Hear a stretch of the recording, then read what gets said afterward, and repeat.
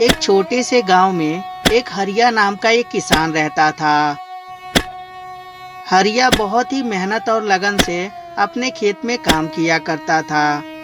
हरिया की एक पत्नी भी थी जिसका नाम कविता था। कविता भी बहुत ज्यादा समझदार थी और अपने पति का हमेशा ध्यान रखा करती थी। हरिया जब शाम को अपने घर आता है तो उसकी पत्नी, ओ जी, आप थक गए होंगे, आप हाथ मुंह धो लीजिए, मैं आपके लिए खाना लगा देती हूँ। थक तो गया हूँ, लेकिन खेत की खुदाई अभी बची हुई है। मैं सोच रहा हूँ खेत की जितनी जल्दी खुदाई हो जाती उतने जल्दी अपने खेत में टमाटर का पौधा लगा देता, क्योंकि बरसात के समय टमाटर के रेट काफी अच्छे मिलते हैं। और इस तरह हरिया और कविता दोनों खा पी कर आराम से सो जाते हैं। सुबह उठने के बाद हरिया फिर से अपने खेत में जाकर खुदाई करना शुरू कर देता है। थोड़ी देर खुदाई करने के बाद हरिया अपने खेत में टमाटर के छोटे छोटे पौधे लगा देता है। चलो, फाइनली टमाटर का पौधा लग गया और आज थक भी बहुत ज्यादा गया हूँ। घर चलता हूँ, थोड़ा आराम कर लूंगा। और यह बोलकर हरिया अपने घर आता है। तभी उसकी पत्नी, ओ जी, आज तो आप बिना खाए पिए ही चले गए थे। अब क्या करूं कविता, तुम्हें तो पता ही है कि खेत में कितना सारा काम रहता है और मैंने आज टमाटर के सारे पौधे खेत में लगा दिए हैं। अब बहुत ही जल्दी हम लोग का टमाटर तैयार हो जाएगा और जब मंडी में जाएगा तो सबसे अच्छा रेट मिलेगा। हरिया के अंदर थकान तो था, परंतु साथ ही साथ उसे खुशी भी थी कि अब मंडी में टमाटर मेरा सबसे पहले पहुंचेगा तो अच्छा रेट भी मिलेगा। हरिया एक अपने घर के बाहर भी छोटा सा टमाटर का पौधा लगाया था, क्योंकि एक टमाटर का पौधा बच गया था जिसे खेत में जगह नहीं मिली थी।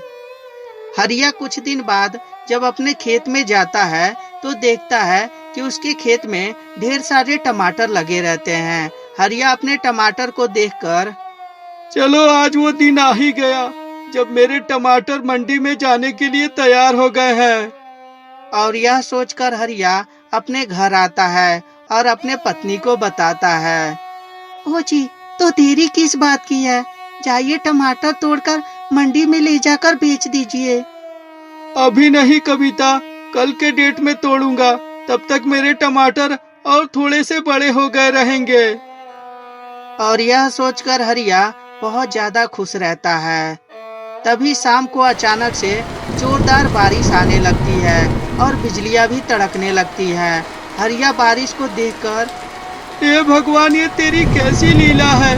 मेरे जब फसल तैयार हुए तो आप बारिश कराने लगे, ऐसे में तो मेरे सारे फसल नुकसान हो जाएंगे। ओ जी, आप चिंता मत कीजिए, कुछ नहीं होगा। अभी देखिएगा, थोड़ी देर बाद बारिश खुल जाएगी और हम लोग का फसल भी नुकसान नहीं होगा। बारिश खुलने के बाद जब हरिया अपने खेत में जाता है तो देखता है कि उसके टमाटर के सारे फसल नुकसान हो चुके रहते हैं। हरिया अपने टमाटर को इस हालत में देखकर बहुत ज्यादा दुखी हो जाता है। हे भगवान, सारे फसल नुकसान हो गए। अब मैं सेठ जी का कर्जा कैसे चुकाऊंगा? अगर जो सेठ जी को इस महीने पैसे नहीं दिया तो वो मेरे घर पे भी कब्जा कर लेंगे। हे भगवान, कोई चमत्कार कीजिए, वरना मैं जीते जी मर जाऊंगा। हरिया यह बात बोलकर अपने घर आता है। तभी अपने घर के दरवाजे पे देखता है कि जो टमाटर उसने लगाया था उसमें ढेर सारे टमाटर लगे रहते हैं। हरिया उस टमाटर को देखकर अचंभित हो जाता है। अरे, ये क्या? इसमें तो इतने सारे टमाटर लगे हैं कि मैं महीने भर बेचूं फिर भी खत्म नहीं होंगे। परंतु इतने छोटे पेड़ में इतने सारे टमाटर, ये तो अजूबा से कम नहीं है। हे भगवान, आखिरकार तुमने मेरी फरियाद सुन ली, वरना मैं सेठ के पैसे उधारी कैसे दे पाता। और यह बोलकर हरिया टमाटर को तोड़कर डोलची में भर के लेके बाजार की तरफ निकल पड़ता है।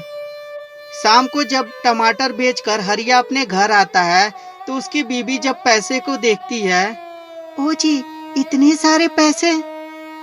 हाँ कविता, आज मंडी में किसी के पास भी टमाटर नहीं थे, सिर्फ मेरे पास टमाटर थे, इसीलिए महंगे दाम में गए हैं। इस तरह हरिया के दरवाजे पे लगे हुए टमाटर को ही बेचकर अपना गुजारा भी करता और साथ ही साथ सेठ के सारे उधारी पैसे भी दे देता।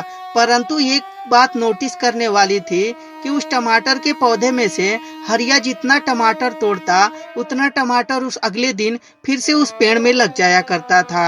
हरिया को तो ये लगता था कि ये टमाटर जरूर ही जादुई है, परंतु वो सच में ही जादुई टमाटर था। तो दोस्तों, ये छोटी सी कहानी आपको कैसी लगी हमें कमेंट करके जरूर बताएं। अगर जो कहानी अच्छी लगी हो तो कृपया लाइक कर दें और हमारे चैनल को सब्सक्राइब करके घंटी भी दबा दें। और हाँ दोस्तों, अपने दोस्तों के साथ शेयर करना ना भूलें। धन्यवाद दोस्तों।